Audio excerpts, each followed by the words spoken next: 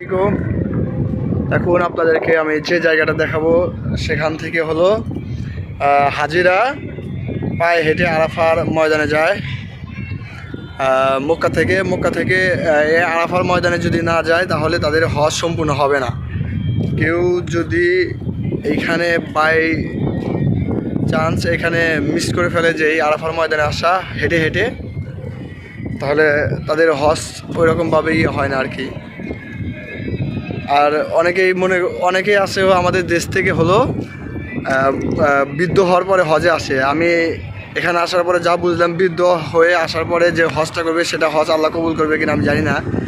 হজ সম্পূর্ণ পালনও করতে পারবে না, কারণ যে জায়গাটা দেখলাম যতটুকু হাঁটতে হয় অনেক কঠিন। কোনো মুরব্বী 70 বা 80 বছরের উপরে কেউ মনে হয় না যে হাঁটতে পারবে, হেঁটে হেঁটে আরাফার ময়দানে যেতে পারবে। দেখুন চারপাশটা দেখুন, এটা হলো আরাফার ময়দানে যাওয়ার পায়ে হেঁটে যাওয়ার রাস্তা।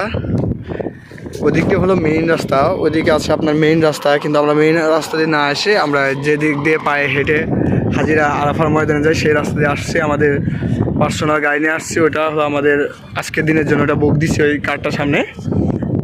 দেখুন এই রাস্তাটা হলো সিমেন্টে, এখানে হলো ইট বিছাই দিচ্ছে যাতে হাজিদের পায়ে ব্যথা না হয়। দেখুন চারিদিকটা কি সুন্দর, দেখুন মাশাআল্লাহ, আল্লাহু আকবার, আল্লাহু আকবার।